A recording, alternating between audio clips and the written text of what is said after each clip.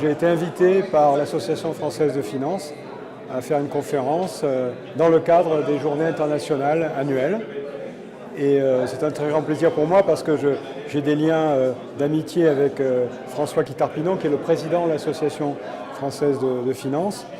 Et en plus, je suis tout à fait admiratif du succès de l'EM Lyon, là, qui a en quelques années accédé à un statut vraiment international. Hein, c'est vraiment devenu une école internationale. Et je crois que cette conférence, c'est le symbole un peu du succès à la fois de l'Association française de finance et de l'EM Lyon, d'avoir acquis ce statut véritablement international.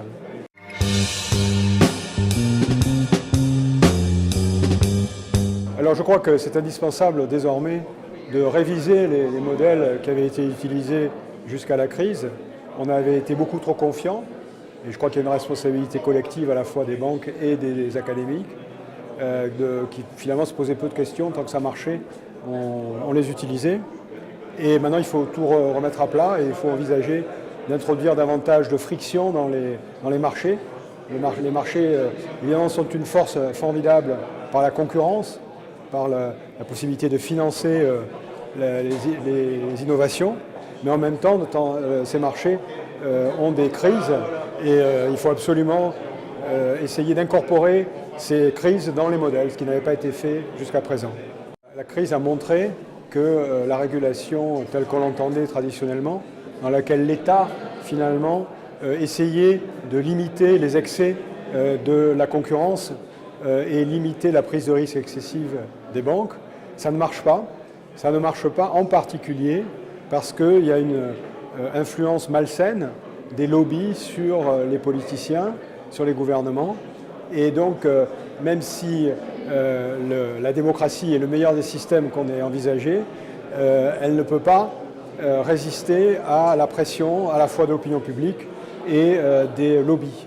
Donc je pense qu'il faut complètement remettre à plat le mode de régulation. Il ne faut surtout pas le confier à l'État. Enfin, l'État, ça dépend ce qu'on veut dire par l'État, mais ce n'est pas les hommes politiques, les hommes et les femmes politiques, qui gèrent le quotidien du pays, qui doivent décider de la régulation. Parce que ça donne des choses beaucoup trop cycliques, dans lesquelles on ne fait rien quand ça va bien, et on fait trop quand ça va mal. Donc il faut avoir des agences indépendantes de régulation et de supervision, indépendantes à la fois des marchés et des pouvoirs publics. C'est-à-dire que c'est un peu comme la justice, quoi. La séparation des pouvoirs est à la base du fonctionnement des sociétés modernes.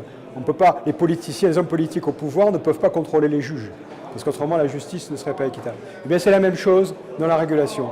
Il faut avoir des régulateurs véritablement indépendants et qui puissent prendre des décisions difficiles, dans certains cas.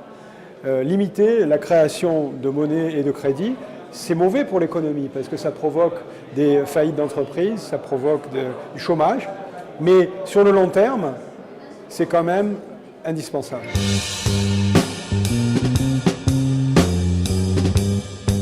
C'est un excellent exemple, parce que la BCE avait été beaucoup critiquée avant la crise, notamment par l'ancien président Sarkozy, en disant que qui sont ces gens qui n'ont pas été élus et qui décident de la politique monétaire et qui sont responsables de chômage.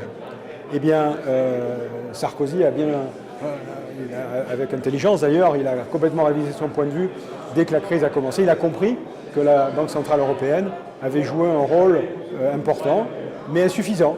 Hein. Si on compare à la Réserve fédérale américaine, qui est vraiment du côté des marchés, la Banque centrale européenne a vraiment défendu un statut indépendant et elle continue de le faire avec les moyens du bord. Mais le problème principal de l'Europe n'est pas dans la Banque centrale européenne qui fait ce qu'elle peut, mais c'est plutôt dans le système politique dans lequel les gouvernements de chacun des pays ont continué de vouloir avoir une politique fiscale autonome, alors qu'il était indispensable d'avoir une politique harmonisée. Et c'est ça, la difficulté est là. Elle n'est pas à la Banque centrale européenne, elle est plutôt dans la réforme des institutions politiques.